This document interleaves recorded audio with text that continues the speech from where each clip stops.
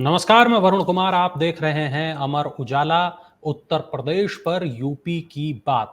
आज इस शो में हम बात करेंगे यूपी की बड़ी खबरों पर। इस चर्चा में मेरे साथ लखनऊ से मेरे सहयोगी उत्कर्ष चतुर्वेदी जुड़ेंगे, जो बताएंगे हर खबर के पीछे की खबर। चलिए शुरू करते हैं आज का शो। और आज की पहली खबर है कांवड़ यात्रा से जुड़ी हुई। मुख्यमंत्री योगी आदित्यनाथ ने कांवड़ यात्रियों के लिए बड़ा कदम उठाया है। मुख्यमंत्री योगी ने कहा कि पूरे यूपी में कांवड़ मार्गों पर खाने पीने की दुकानों पर संचालकों मालिकों का नाम और पहचान बतानी होगी। उन्होंने कहा कि कांवड़ यात्रियों की आस्था की शुचिता बनाए रखने के लिए यह फैसला लिया गया है। इसके अलावा हलाल सर्टिफिकेशन वाले प्रोडक्ट बेचने वालों पर भी कड़ी कार्रवाई होगी। इस फैसले पर लगातार बयान सामने आ रहे हैं। उत्कर्ष, अभी तक इस मामले पर किस किस के बयान सामने आ चुके हैं? किस पार्टी का इस मामले पर क्या रुख है? देखिए, सबके बयान सामने आ गए वरुण। मतलब मुझे लगता है ये उत्तर प्रदेश का शायद सबसे बड़ा एक ऐसा मामला हो गया है जो कि सरकार भी एक जिले पर ये फैसला आया था, फिर वहां से वो एडवाइजरी 3 जिलों पर गई और 3 जिलों से हमने देखा कि वो पूरे उत्तर प्रदेश के लिए लागू हो गई। और उसके बाद यूपी सरकार ने जैसे ही इसको पूरे प्रदेश के लिए लागू किया, उसके ऊपर मुझे लगता है कि एक एक करके तमाम जो विपक्षी पार्टियां हैं उन सभी ने हमला करना शुरू कर दिया। अगर हम लोग के सिलसिले की बात करें तो सबसे पहले हमने देखा ही था जब एक जिले के लिए भी फरमान आया था, जब ये एडवाइजरी आई थी, उसी समय समाजवादी पार्टी के जो सुप्रीमो हैं, जो उनके राष्ट्रीय अध्यक्ष हैं अखिलेश यादव, उन्होंने सबसे पहले उत्तर प्रदेश सरकार को आड़े हाथों लिया था। उन्होंने कहा था कि जिन लोगों के नाम ही मुन्ना और उस तरीके का, उन्होंने जो पूरा ट्वीट लिखा था कि इस तरीके के होते हैं, फिर उनके लिए आप क्या करेंगे, उनको आप कैसे ढूंढेंगे, उनके नामों से आप कैसे पहचानेंगे कि वो किस धर्म के हैं। इसके बाद जब हमने देखा कि लगातार ये जो मामला है, इसको लेकर एक ट्वीट उन्होंने ये किया था कि फैसला वापस हो रहा है। उन्होंने जब लिखा कि फैसला वापस हो रहा है, तो फैसला वापस होने के बजाय पूरे उत्तर प्रदेश के लिए लागू हो गया। यानी कि ऐसा नहीं हुआ कि फैसला वापस हो, बल्कि उल्टा हुआ कि उन्होंने उस पूरे उत्तर प्रदेश सरकार ने इस पूरे फैसले को यूपी के लिए लागू कर दिया। उन्होंने जो लिखा था, एक अपील और की थी कि कोर्ट को, न्यायालय को खुद इस पूरे मामले का स्वतः संज्ञान लेना चाहिए, यानी कि न्यायालय इस मामले में दखल दे कि उत्तर प्रदेश सरकार इस तरीके कर रही है। इसके बाद बात करते हैं बहुजन समाज पार्टी की। वहां से भी ऐसा ही हमला हुआ है। मायावती ने उत्तर प्रदेश सरकार के इस फैसले पर आलोचना की, और न सिर्फ आलोचना की बल्कि उन्होंने इस फैसले को गलत बताया। उन्होंने साफ लिखा कि ये जो आदेश है ये असंवैधानिक है, धर्म विशेष के लोगों को का आर्थिक बॉयकॉट करने का जो प्रयास है वो निंदनीय है। उन्होंने कहा कि गलत परंपरा है और इससे उत्तर प्रदेश का सौहार्दपूर्ण वातावरण जो है वो बिगड़ सकता है। इसके बाद हमने देखा कांग्रेस से सवाल उठे और तमाम जो विपक्षी दल हैं उनसे सवाल उठे, लेकिन भारतीय जनता पार्टी के भीतर इसको लेकर तमाम मंत्रियों के रिएक्शंस आए हैं और एक तरीके से स्वागत योग्य रिएक्शन या स्वागत योग्य कदम से बताया जा रहा है। संगठनों की बात करें, क्योंकि पश्चिमी उत्तर प्रदेश से मामला शुरू हुआ था और उसमें भी जिस इलाके से, मुजफ्फरनगर से, वहां पर हमने देखा है भारतीय किसान यूनियन बड़ी स्ट्रांग है। और वहां पर भारतीय किसान यूनियन की ओर से राकेश टिकैत ने इस फैसले के बारे में कहा था कि इस फैसले का हम विरोध करते हैं। ये फैसला जो सामाजिक सौहार्द बना हुआ है, जो धार्मिक सौहार्द बना हुआ है उस पूरे इलाके का, उसको तोड़ेगा। लेकिन इन सब के बीच में उत्तर प्रदेश सरकार ने इस फैसले को और विस्तृत किया है, पूरे उत्तर प्रदेश के लिए लागू किया है। और कांवड़ मार्गों पर न सिर्फ पहचान की बात, अब तो हलाला सर्टिफिकेशन से जुड़े प्रोडक्ट की भी बात आ गई है कि अगर वो नियमता नहीं होंगे तो उस पर भी कड़ी कार्रवाई की जाएगी। तो वरुण, अब जो हलाला वाला जो इशू था, उसके बाद हलाल सर्टिफिकेशन वाला इशू जो था, माफ कीजिएगा, और उसके साथ साथ कांवड़ यात्रा के मार्गों पर पहचान को सार्वजनिक करने का जो मामला था, अब जब तक कांवड़ यात्रा चलेगी, यानी कि पूरे सीजन तक, जो ये पूरे शिवरात्रि का महीना हम देखते हैं, जब तक कांवड़ यात्रा चलेगी और जिन जिन रूटों से होकर जाएगी, जिन मार्गों से होकर जाएगी, वहां पर तमाम और खासतौर पर खाने पीने के जो दुकानें होती हैं उसमें दुकानदारों को अपनी पहचान या मालिकों के नाम सामने ही जहां बोर्ड होते हैं वहां लिखने होंगे। बिल्कुल। उत्कर्ष, ये जो पूरा मामला है ये शुरू कहाँ से हुआ? आखिर इस पूरे मामले की शुरुआत कहाँ से हुई और कैसे ये मामला यूपी के पॉलिटिक्स में आ गया, सियासत इस पर होने लगी? शुरू कहाँ से हुआ? मुजफ्फरनगर से मामला शुरू हुआ था। मुजफ्फरनगर पुलिस ने एक एडवाइजरी जारी की थी वरुण। उन्होंने कहा था कि कांवड़िए जिस रास्ते से निकलते हैं वहां पर खाने पीने के कई सारे होटल या दुकानें होती हैं, जहां पर कांवड़िए रुकते हैं। और खाने पीने की चीजों को खरीदते हैं। एक एडवाइजरी आई थी, ये आदेश से पहले एक एडवाइजरी थी कि तमाम जो दुकानदार हैं वो अपनी अपनी दुकानों के सामने जो बोर्ड बने होते हैं, आपके शॉप का नाम, आपकी दुकान का नाम कुछ भी हो, उसमें मालिक का नाम होना चाहिए। कारण ये था कि कई दुकानों के नाम जिस तरीके से होते हैं, और उसमें उत्तर प्रदेश सरकार के एक मंत्री हैं कपिल देव अग्रवाल, उन्होंने आज एक बयान देकर कहा कि कई बार होता यह है कि कई भगवानों के नाम पर ढाबे वहां पर बने होते हैं, लेकिन उनको चलाने वाले हिंदू नहीं होते। उन्होंने तो साफ तौर पर एक धर्म विशेष का नाम लिया कि इस धर्म के लोग होते हैं। तो ऐसे में जो कांवड़िए निकलते हैं, उनकी जो एक तरीके से धार्मिक आस्था है उसको चोट लगती है। और कांवड़ यात्रा की और कांवड़ियों की शुचिता को ध्यान रखते हुए जरूरी था कि कम से कम इतनी पारदर्शिता होनी चाहिए कि उनको पता हो कि कम से कम वो जहां से खाने पीने का सामान खरीद रहे हैं उसको कौन चलाता है या कौन बनाता है, ये चीजें सार्वजनिक होनी चाहिए।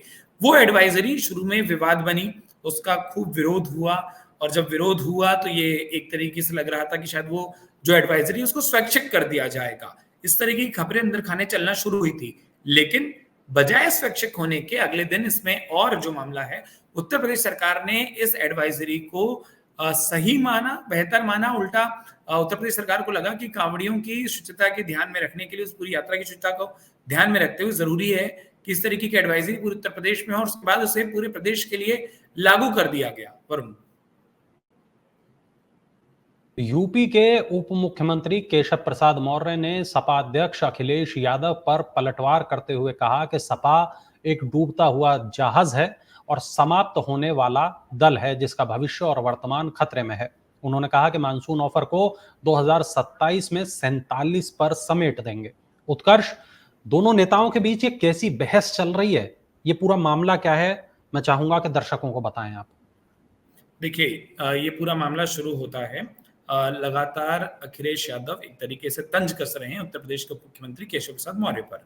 उन्होंने जो लगातार खबरें आ रही थी, जो बैठकें चल रही थी, अगर आपको याद हो तो करीब मंगलवार से, आप इसे मान लीजिए, बुधवार से मान लीजिए, लगातार वो ट्वीट कर रहे हैं।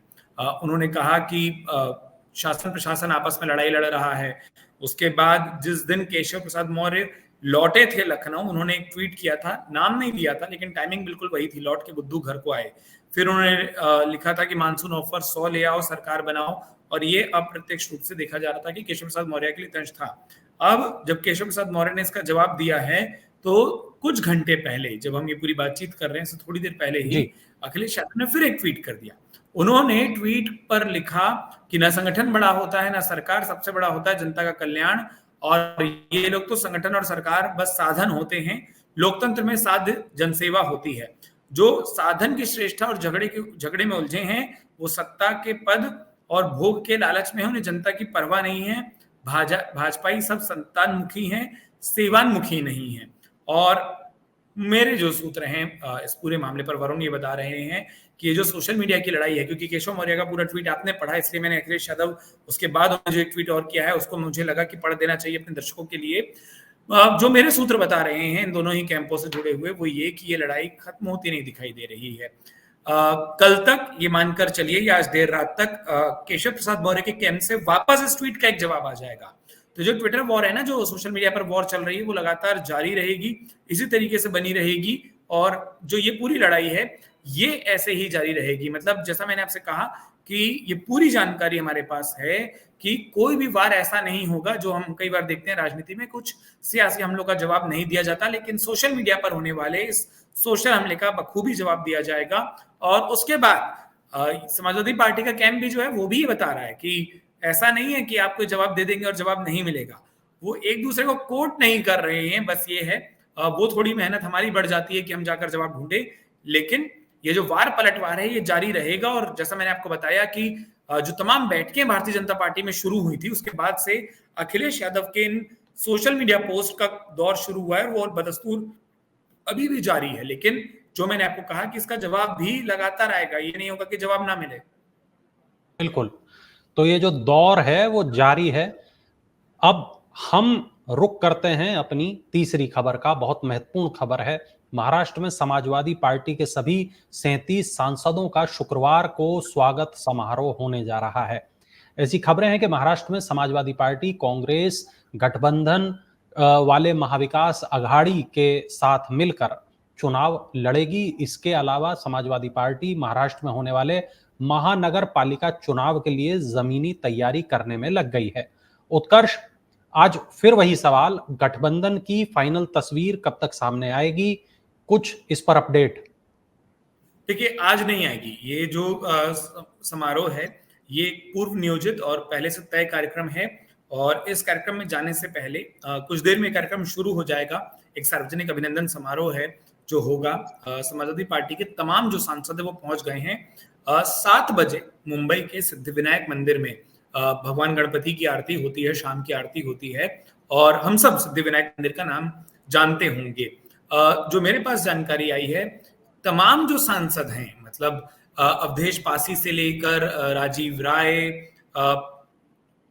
जो पूर्व अध्यक्ष थे नरेश उत्तम पटेल, ये जो तमाम सांसद हैं, तेज प्रताप यादव और ये जो अक्षय यादव, ये तमाम सांसद सिद्धिविनायक मंदिर पहुंचे और वहां पर उन्होंने शाम की आरती भगवान गणेश की देखी है, आशीर्वाद लिया है और उसके बाद वहां से सीधा उस अभिनंदन कार्यक्रम के लिए अभी समाजवादी पार्टी के सांसद पहुंच जाएंगे। दरअसल ये एक तरीके से महाराष्ट्र में अपनी उपस्थिति दिखाने की कोशिश है। पिछले कुछ दिनों से हम लगातार ये बात कर रहे हैं कि समाजवादी पार्टी महाराष्ट्र और हरियाणा में अपने सांसदों को लेकर चाहती है कि उसको टिकट मिल जाए, उसको कुछ विधानसभा में सीटें मिले ताकि बदले में जो कांग्रेस के साथ गठबंधन है वो बेहतर बना रहे। और समाजवादी पार्टी की पूरी योजना अपनी पार्टी के विस्तार की है। वहीं कांग्रेस ये चाहती है कि जो इंडिया अलायंस का इम्पैक्ट है, हालांकि इसे समाजवादी पार्टी भी चाहती है कि इम्पैक्ट बना रहना चाहिए, ये अलायंस इसी तरीके से दिखना चाहिए। तो जब ये अलायंस बना रहे हैं उसके लिए बहुत जरूरी हो जाता है कि ये पार्टियां एक साथ चुनाव लड़ें। और ऐसे में अगर समाजवादी पार्टी महाराष्ट्र में इस तरीके से एक शक्ति प्रदर्शन के तौर पर आप इसे देख सकते हैं, हालांकि पूर्व नियोजित कार्यक्रम है, लेकिन जब वह अपने सांसदों को रख रही है, सामने ला रही है, अपने जो कार्यकर्ता है उनको एक ताकत दिखा रही है कि देखिए हमारे पास 37 सांसद हैं, हम वहां से लेकर आए हैं, यहाँ पे भी ताकत मिल सकती है। ये महाराष्ट्र इकाई को, महाराष्ट्र यूनिट को जानने पहचानने और महाराष्ट्र इकाई समाजवादी पार्टी की जो है उसका मोरल हाई करने का एक मौका है। लेकिन जो आपने मूल रूप से पूछा कि ये टिकटों की बात कब तक होगी, वरुण, इसमें थोड़ा सा इंतजार हमको करना होगा जब तक चुनावों की घोषणा नहीं होती, क्योंकि अभी हमको ये नहीं पता कि विधानसभा और उत्तर प्रदेश में होने वाले जो उपचुनाव हैं क्या वो एक साथ होंगे या वो अलग अलग होंगे, और वो अलग अलग होंगे तो घोषणाएं भी जो होंगी टिकट बंटवारे की वो भी अलग अलग होंगी।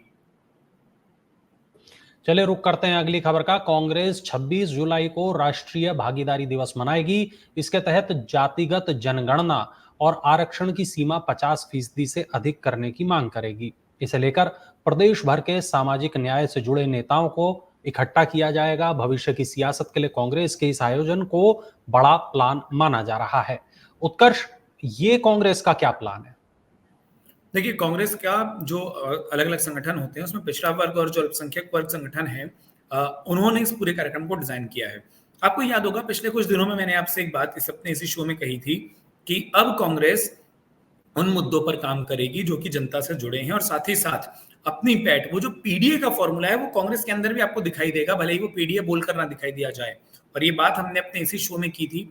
यूपी के मन की बात जो लगातार बात चल रही है, या यूपी की बात जो हम लगातार लोगों के बीच में लेकर आते हैं, कांग्रेस का प्लान ये है कि जो ओबीसी है, एससी एसटी वर्ग है, उस वोट बैंक में अब थोड़ी सी पैठ मजबूत की जाए, उसे और बनाया जाए। क्योंकि कांग्रेस को लगता है कि लोकसभा चुनाव में जिस तरीके से उन्हें सफलता मिली है गठबंधन में रह के, उसमें इस वर्ग का एक बहुत बड़ा योगदान है।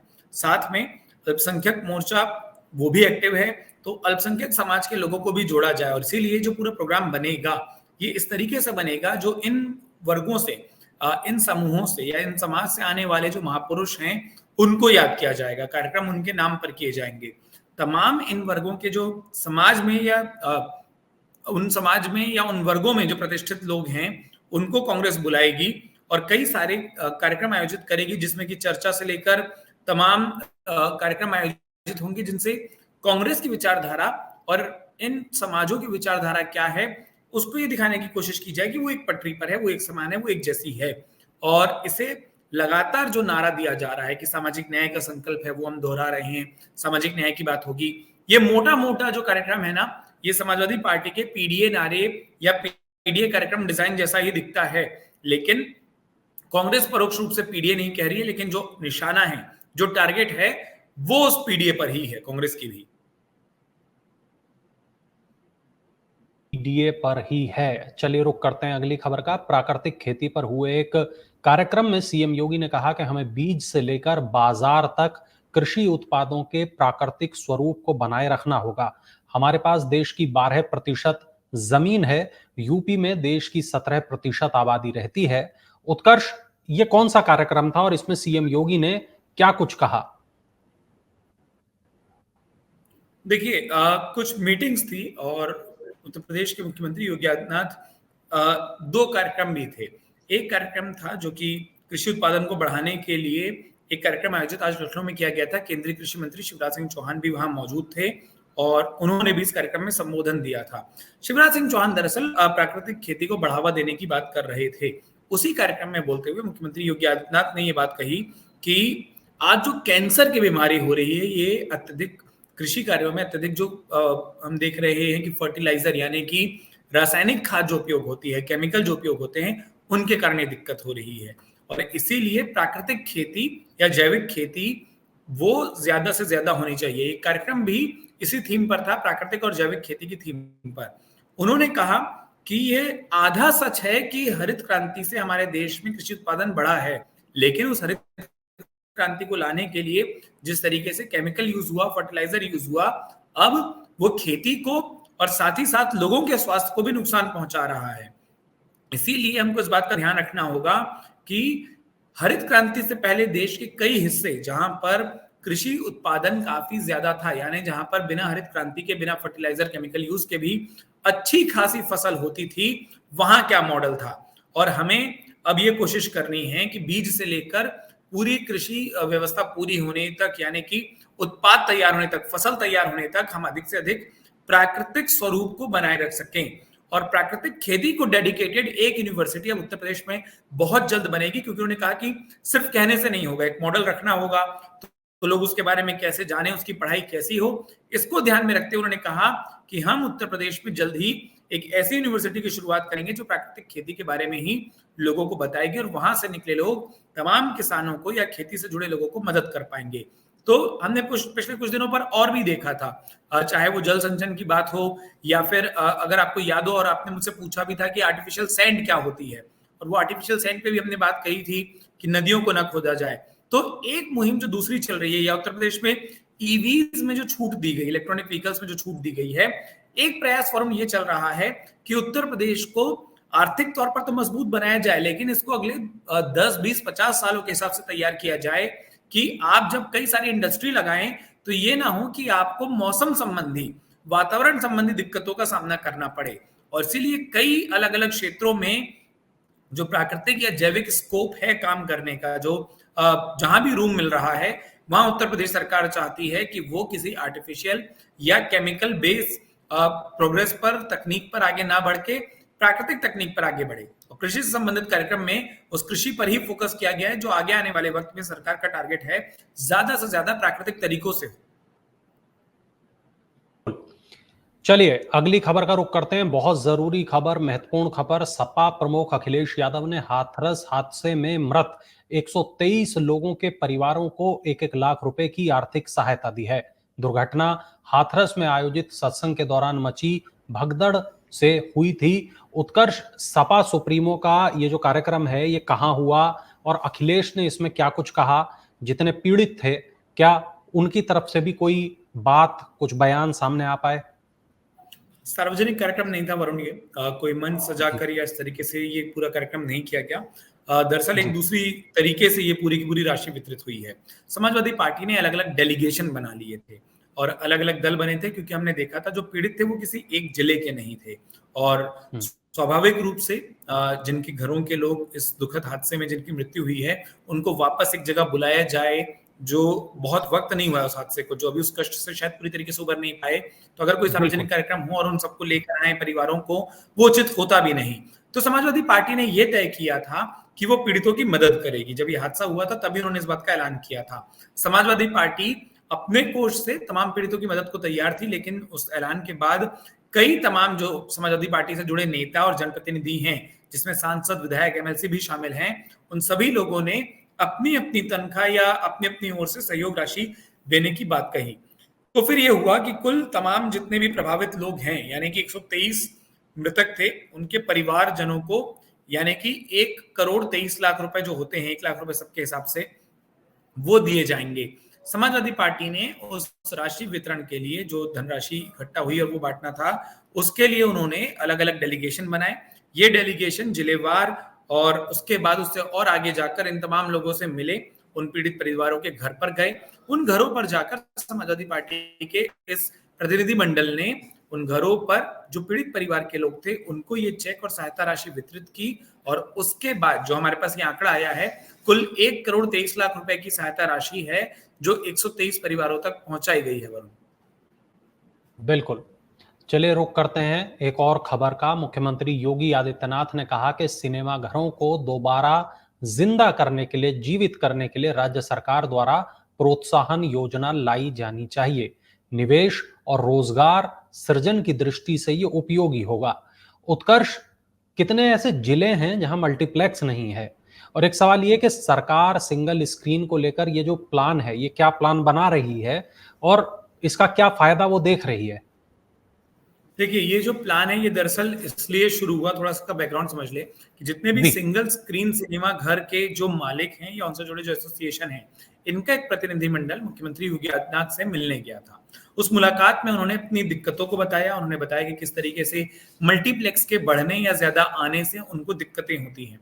ऐसे में मुख्यमंत्री योगी आदित्यनाथ ने उस पूरे प्रेजेंटेशन को देखा, उस पूरे प्रेजेंटेशन को सुना और उसके बाद उन्होंने कहा कि जो भी ऐसे जिले हैं जहां पर मल्टीप्लेक्स नहीं है फिलहाल, वहां पर जो सिंगल स्क्रीन सिनेमा घर होते हैं उनमें उसको तैयार किया जाए, सिंगल स्क्रीन सिनेमा घरों को तैयार किया जाए और एक व्यवहारिक न्यूनतम सीटों की संख्या वाली जो बात होती है उसमें कुछ छूट दी जा सकती है। यानी कि जो छोटे जिले हैं वहां पर अगर कोई एक बड़ा हॉल नहीं बना पा रहा तो छोटे हॉल को भी सिनेमा घर में मानते हुए उसको हम छूट दे सकते हैं, उसको सिनेमा घर मान सकते हैं। मुख्यमंत्री योगी आदित्यनाथ ने एक तर्क और दिया। उन्होंने कहा कि देखिए, सिनेमा मनोरंजन का साधन है और जनता के प्रति जब हम ढेर सारे काम करते हैं तो जनता स्वस्थ मनोरंजन की भी अधिकारी है। तो ऐसे में जरूरी है कि इस तरीके की चीजें वहां पर उनके लिए मौजूद हों। उन्होंने कहा कि ये जो तमाम सिनेमा घर बनेंगे उसमें हम एक माहौल तैयार करेंगे कि सरकार क्या रियायत दे सकती है, टैक्स से लेकर, जगह से लेकर, उन चीजों की। जो आपने जिलों की संख्या की बात पूछी, 39 जिले माफ कीजिएगा, तो करीब करीब आधे से ज्यादा जिले, उत्तर प्रदेश में 75 जिले होते हैं, आधे से ज्यादा जिले ऐसे हैं वरुण जहां पर सिनेमा घर मल्टीप्लेक्स नहीं है। 10 जिले तो ऐसे हैं जहां पर कोई भी सिंगल स्क्रीन या मल्टीप्लेक्स यानी कोई भी सिनेमा घर नहीं है। तो जो पहला जो स्टेप होगा वो इन 10 जिलों में निवेश को आकर्षित करना होगा, क्योंकि यहाँ कोई सिंगल स्क्रीन सिनेमा घर भी नहीं है। तो यहाँ पर कोई निवेशक आए और वो इनका निर्माण करें, सिंगल स्क्रीन सिनेमा घर बनाएं या फिर मल्टीप्लेक्स बनाएं। और उसके लिए जो छूट है, जैसा मैंने कहा कि एक स्कीम तैयार की जा रही है जिसके तहत निवेशकों को भी कुछ फायदा दिखाई दे। और उसके बाद दूसरे स्टेप में उन 39 जिलों की बात होगी जहां पर मल्टीप्लेक्स नहीं है, सिर्फ सिंगल स्क्रीन सिनेमा घर है, तो उनको मल्टीप्लेक्स में कन्वर्ट किया जाए, यानी कि लोगों को मनोरंजन मिले और बेहतर मिले। तो ये पूरी मीटिंग हो रही थी, जैसा मैंने आपको कहा, प्रतिनिधिमंडल मिलने गया था, व्यवहारिक दिक्कतों को देखा गया, सरकार की ओर से जो रिपोर्ट थी, आंकड़े थे कि कहां कहां पर कौन कौन सी चीजें हैं जो मौजूद नहीं है, वो सब कुछ बताया गया। और उसके बाद योगी आदित्यनाथ का जो कमेंट था, जो मैंने आपको शुरू में बताया, अब उसके आधार पर एक पूरी विस्तृत कार्य योजना बनेगी, एक प्लान बनेगा और वो निवेशकों के बीच में रखा जाएगा। वरुण, बिल्कुल। चलिए, बहुत शुक्रिया उत्कर्ष इस तमाम जानकारी के लिए। उम्मीद है कि ये तमाम खबरें, तमाम जानकारी हमारे दर्शकों को पसंद आई होगी। कल फिर मिलेंगे यूपी की बात के एक नए एपिसोड के साथ। तब तक के लिए नमस्कार। अगर आप ये वीडियो YouTube पर देख रहे हैं तो हमारे चैनल को सब्सक्राइब करें और बेल आइकन को दबाना ना भूलें। अगर आप Facebook पर ये वीडियो देख रहे हैं तो हमारे पेज को लाइक करें।